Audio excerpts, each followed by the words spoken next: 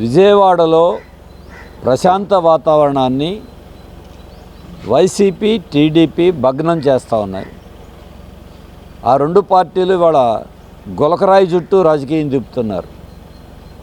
జన రాజకీయం, ప్రజా రాజకీయం పోయింది.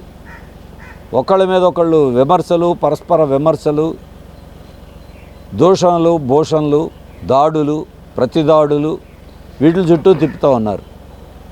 విజయవాడ జనం ఇది కోరుకోవట్ల, ప్రశాంత వాతావరణం కోరుకుంటున్నారు.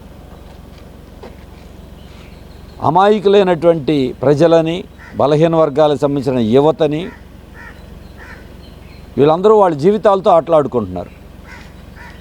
వాళ్ళ రాజకీయ ప్రయోజనాల కోసం ఈ పేదల్ని, బలహీన వర్గాల్ని అడ్డం పెట్టుకుంటున్నారు. వాళ్ళని సమిధలుగా మారుస్తూ ఉన్నారు, వాళ్ళని బలి చేస్తూ ఉన్నారు. ఎవరు ఎందుకు చేశారో విచారణలో తేలాలి. కానీ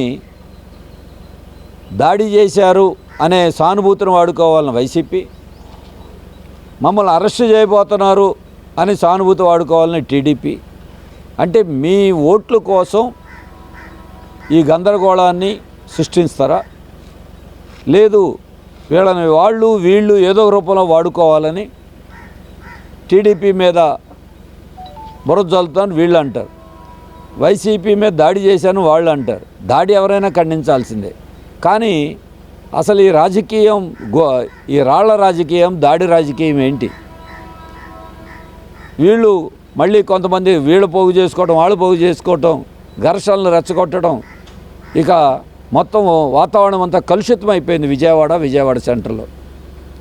అందుకే దానికి భిన్నంగా ఇప్పుడే ఇలా ఉంది. ఇక ఎన్నికల తర్వాత వీళ్ళందరూ ప్రజాప్రతినిధులకి ఎన్నికైతే ఏమైందో గతంలో చూసాం. బోండా ఉమేశ్వరరావు ఎమ్మెల్యే చేశారు, వైసీపీ వెల్లంపల్లి గారు ఎమ్మెల్యేగా పనిచేశారు.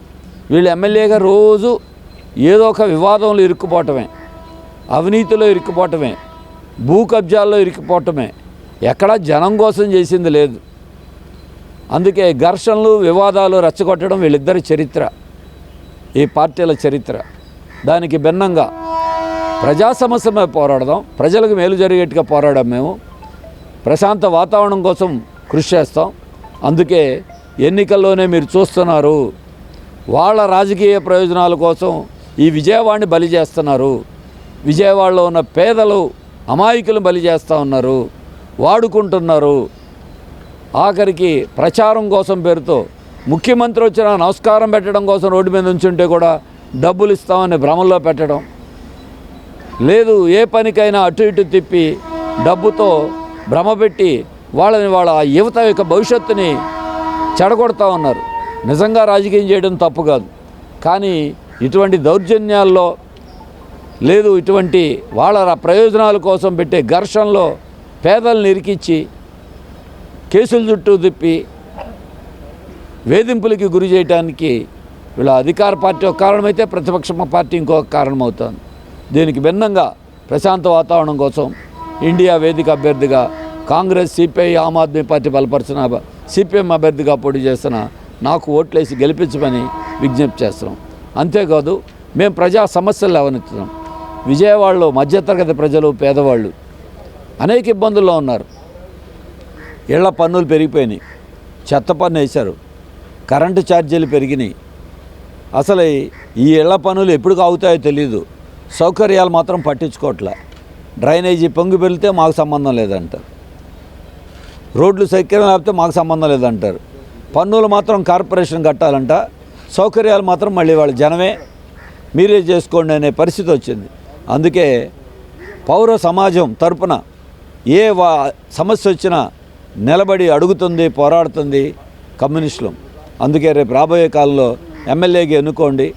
శాసనసభలోనే కాదు, విజయవాడ నగరపాలక సంస్థలో కూడా శాసనసభ్యుడు ఎక్సెప్షో మెంబర్గా ఉంటారు. తద్వారా అటు కార్పొరేషన్లోనూ ఇటు అసెంబ్లీలోనూ ప్రజల వాడిని వినిపించడానికి, పోరాటానికి, కృషి చేయడానికి అవకాశం ఉంటుంది. నిన్న నామినేషన్ కార్యక్రమం బ్రహ్మాండమైన ర్యాలీతో ఇండియా వేదిక పార్టీలన్నీ కలిసి చేశాం. అంతేకాదు, ప్రజల నుండి అమోఘమైన స్పందన ఉంది. పార్టీలకు అతీతంగా ప్రతి ఒక్కళ్ళు స్పందిస్తున్నారు. ఇతర తెలుగుదేశం, వైసీపీ పార్టీలు గులకరాయి రాజకీయంలో మునిగిపోయారు. మేము నామినేషన్ వేసి ప్రజల దగ్గరికి వెళ్ళి ఓట్లు అడిగి మేము ముందుకు సాగిపోతూ ఉన్నాం. ప్రజల నుంచి స్పందన వస్తుంది. ఆ పార్టీలకి మాకు నా తేడా చూస్తూ ఉన్నారు.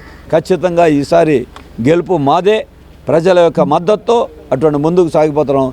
ప్రజలందరూ సహకరించాలని మేము విజ్ఞప్తి చేస్తున్నాం.